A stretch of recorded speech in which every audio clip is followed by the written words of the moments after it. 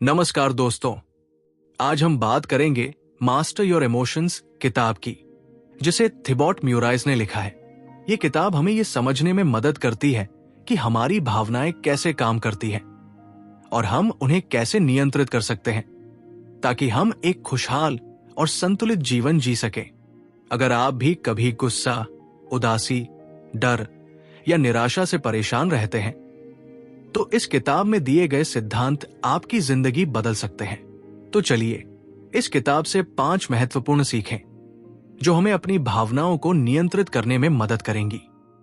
पहला, भावनाएं आपके विचारों का नतीजा होती है। कई लोग सोचते हैं कि भावनाएं अपने आप आती है, लेकिन असल में हमारी भावनाएं हमारे विचारों का परिणाम होती है। अगर हम नकारात्मक सोचते हैं तो हमारी भावनाएं भी नकारात्मक होंगी, और अगर हम सकारात्मक सोचते हैं तो हमारी भावनाएं अच्छी होंगी। एग्जाम्पल, अगर कोई व्यक्ति बार बार सोचता है कि मैं किसी काम में अच्छा नहीं हूं तो वो खुद को कमजोर महसूस करने लगेगा। लेकिन अगर वही व्यक्ति सोचे कि मैं सीख सकता हूं और बेहतर बन सकता हूं तो उसकी भावनाएं भी सकारात्मक बनेंगी।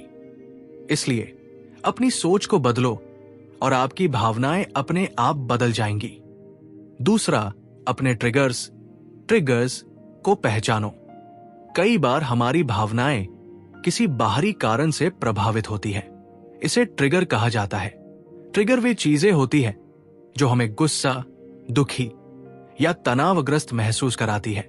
जब हम अपने ट्रिगर्स को पहचान लेते हैं तो हम उन्हें कंट्रोल कर सकते हैं। एग्जाम्पल, अगर किसी को बार बार सोशल मीडिया पर नेगेटिव कमेंट्स पढ़ने से गुस्सा आता है तो उसे सोशल मीडिया का इस्तेमाल कम करना चाहिए।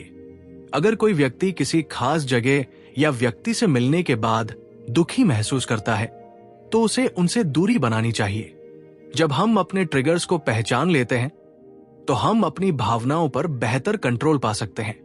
तीसरा, नकारात्मक भावनाओं को दबाओ मत। समझो, अक्सर हम गुस्सा, डर, उदासी जैसी भावनाओं को दबा देते हैं, लेकिन ये सही तरीका नहीं है। किताब कहती है कि हमें अपनी भावनाओं को समझना चाहिए और ये देखना चाहिए कि वे कहां से आ रही है। एग्जाम्पल, अगर किसी को बहुत ज्यादा गुस्सा आता है तो उसे ये सोचना चाहिए कि मुझे गुस्सा क्यों आया। क्या ये किसी खास व्यक्ति की वजह से हुआ या फिर किसी पुराने अनुभव की वजह से? जब हम अपनी भावनाओं का विश्लेषण करते हैं तो हम उन्हें बेहतर तरीके से नियंत्रित कर सकते हैं। चौथा, अपने मूड को सही करने के लिए सही आदतें अपनाओ। हमारी भावनाएं हमारी आदतों से भी प्रभावित होती है। अगर हमारी आदतें सही नहीं है तो हमारी भावनाएं भी नेगेटिव हो सकती है। किताब में कुछ सकारात्मक आदतें बताई गई है जो हमें अच्छा महसूस करने में मदद करेंगी। रोजाना एक्सरसाइज करें, इससे मूड अच्छा होता है।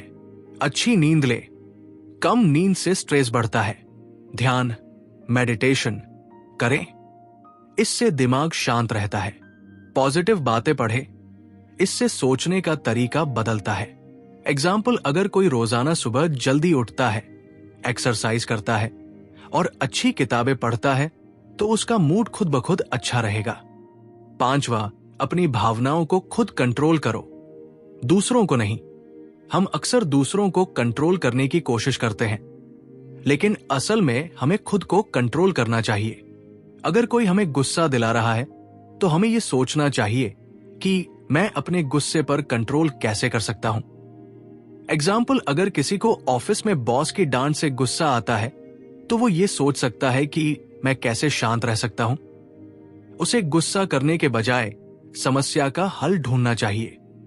जब हम अपनी भावनाओं की जिम्मेदारी खुद लेते हैं तो हम ज्यादा शांत, खुश और आत्मविश्वासी बन जाते हैं। निष्कर्ष, आपकी भावनाएं आपके विचारों का परिणाम होती है। इसलिए सोचने का तरीका बदलो, अपने ट्रिगर्स को पहचानो और उन्हें कंट्रोल करो।